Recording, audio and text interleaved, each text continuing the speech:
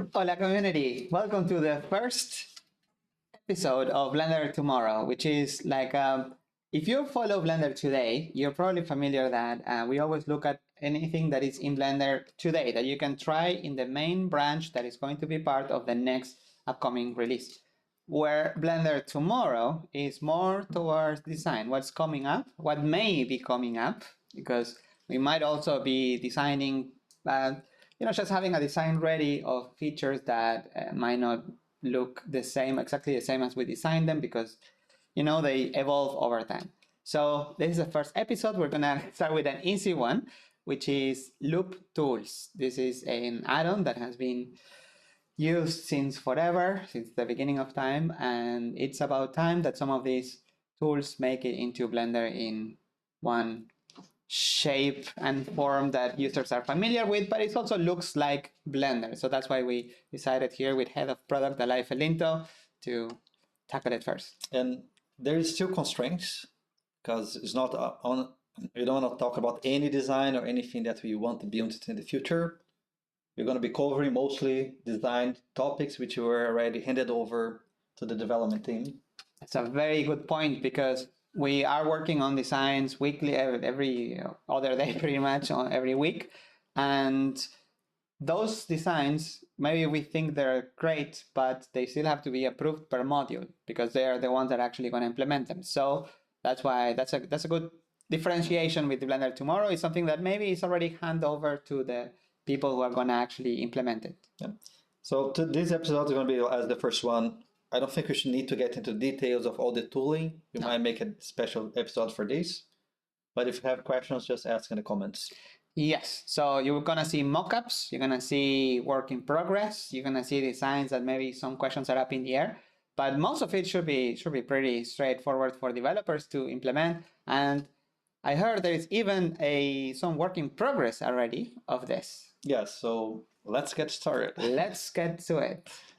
So the thing, we start by actually going to the extensions platform.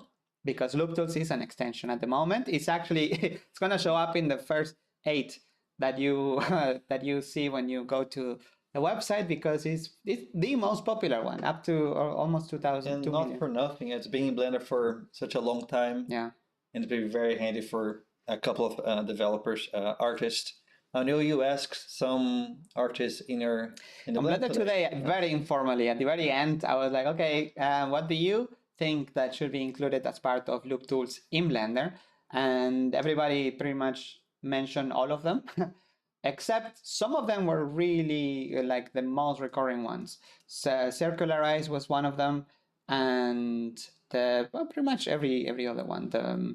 There's a space evenly. There's a number of them that has been mentioned. I actually wrote down, I made a list, and circle is the main one, space, relax, which is similar to smooth. Some of them have equivalent, some of them don't, so we tried our best here too. So the idea here is also to talk a little bit about the process. So basically, I think the Blender today was very nice to get some insight on, it's a random sampling, but people which were there following the Blender development, what they use. There's also happened to be the case that the modeling module in Blender, particularly Nico, has been pushing the design of these revamped node tool, loop tools since middle of last year. Nico basically focused on the formerly known as circularize option. Yes, well, circle. I think it was just called circle. Circle. Yes, sure. Yes, circle. Just called and then it was circle. being proposed to be called circularize, because in some other software they call it that way, and that was the first thing that we we decided maybe not against, but maybe propose a different name that is more closer to Blender itself.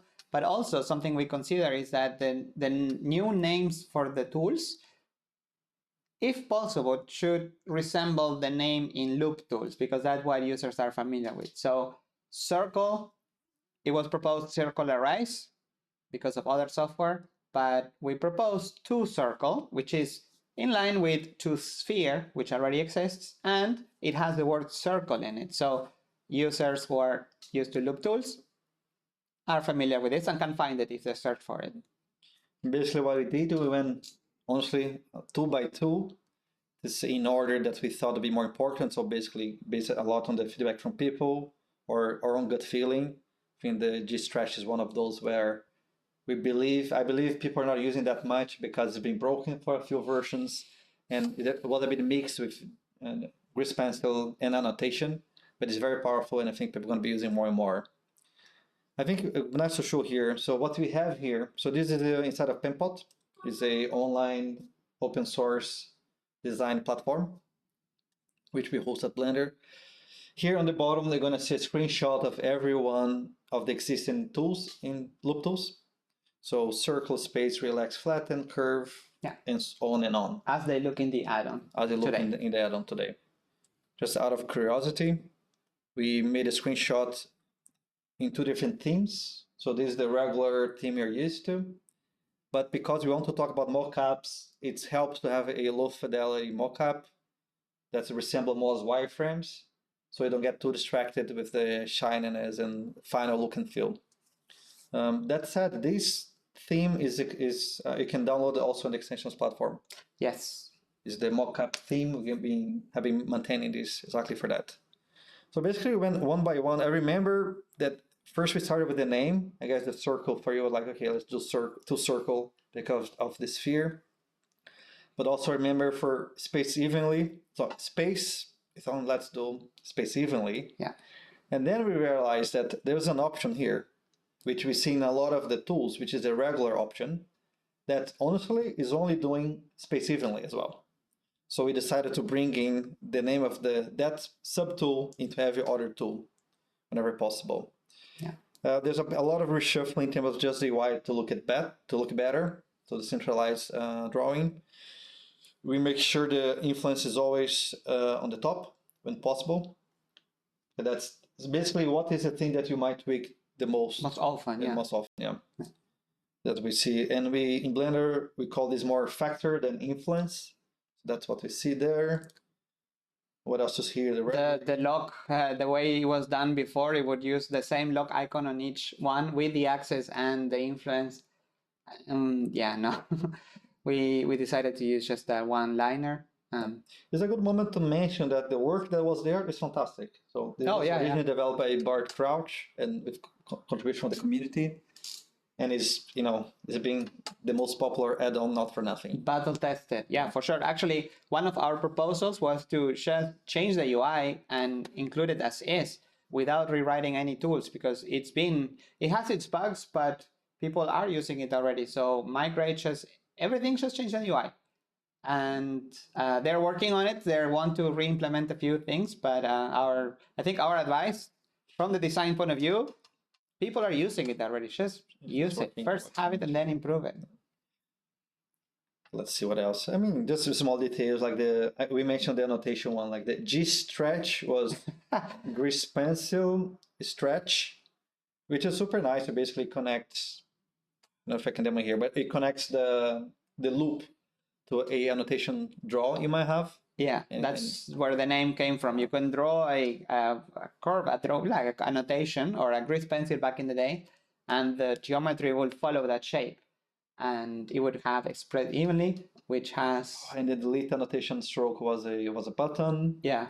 Also wasn't following the capitalization system we do in Blender. The human interface guidelines. So just overall pass. So this is like very straightforward, and then we went over what to show for the restriction. Just going to specifics. So what do you want to see when you click in this drop down? So we're using here one of the components. Yeah. And how do you want to see when every one of those tools are ported in Blender? How do you want to see it in the final context menu? At the moment, when you use the add-on, you might be familiar that there is a Loop Tools menu entry in the top, because it gets appended to the menu. So it looks very weird because you open the face selection menu or specials menu, and you first see Loop Tools and then face and then the other tools. So we want to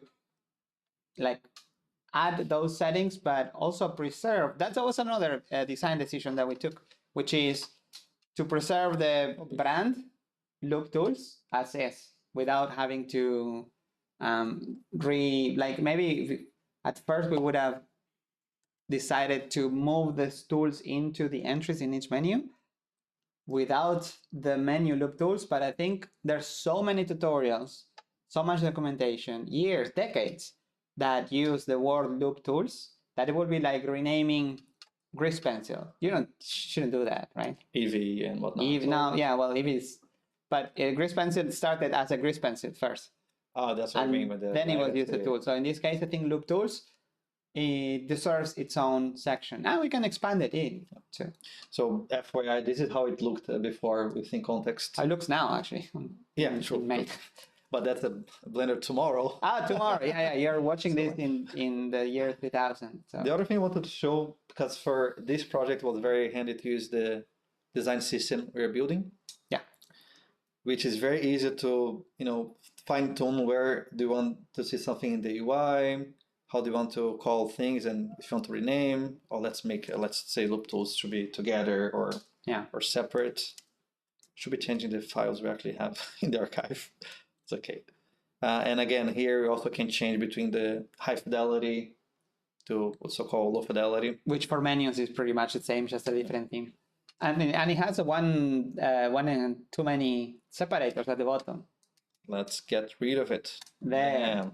Gone. Beautiful. That's how you fix Blender. Yeah. But by the way, this is work in progress. We still haven't released it yet. But the idea is that anyone would be able to use such a system to make your own mockups and contribute your own mockup ideas. Yeah.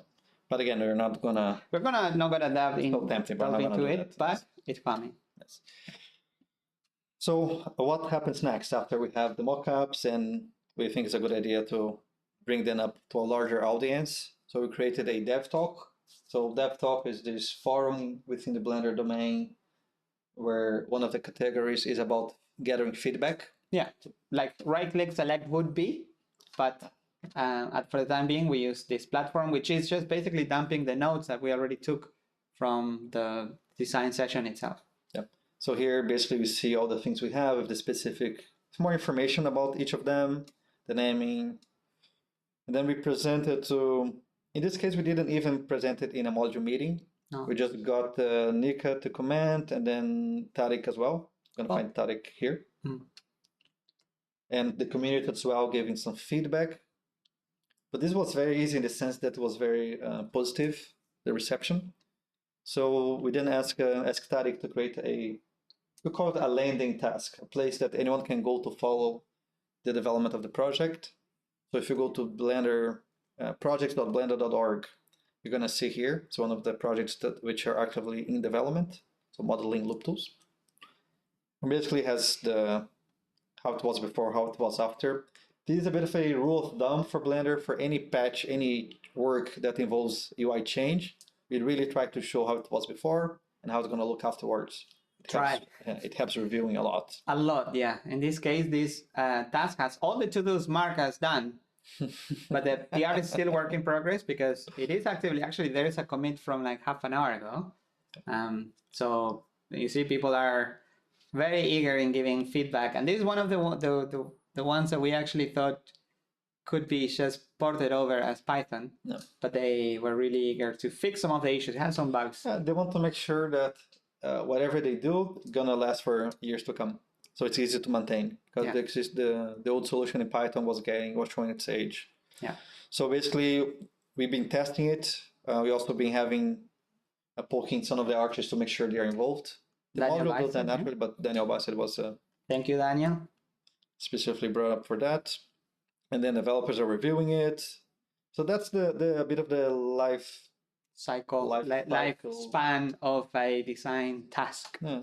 So there's a handover, but there's also the testing of the build. I think there was something about the radius label was in the wrong place. It's okay. Again, it's okay for things to evolve from the proposed design. But look at it, looks so close actually to pretty much. It looks like 1-to-1, right? 1-to-1, yeah. So let's. That's awesome. Yeah, there we go. The shadows are a bit different. Well, it would be two circle, and then the background color is different because this is the last operator. So one thing we didn't bring over in this particular case is the sidebar options for the tools because they're very unlike Blender, and it has some issues that rather not bring over. this is a huge hack, but we don't talk about this. We can talk about that. It's these should be addressed separately for other tools. But yeah, that's pretty much it. How do you even? But how do you finance this? Because this must take a lot of time and effort, right? Well, all of the development of Blender happens thanks to the development fund. Yes. So that is individuals, companies. I think everybody's familiar with this, but Tariq is one of the developers that is tackling this task. He has been he has a grant, very recent grant, right? You probably know our old faces, but Tariq has been recently thanks to all the contributions to the development fund. So thanks about that. That's it. That's it. Right. Cheers. We'll see you again in the next tomorrow. We have a bunch of designs lined up that still need to be approved by other modules. So looking forward to the next. Let us know if you need any. This is the first one we make, so please leave some comments, some feedback. If it's okay, if it works, the sound's fine, everything is okay. Cheers. Bye bye. Ciao, ciao.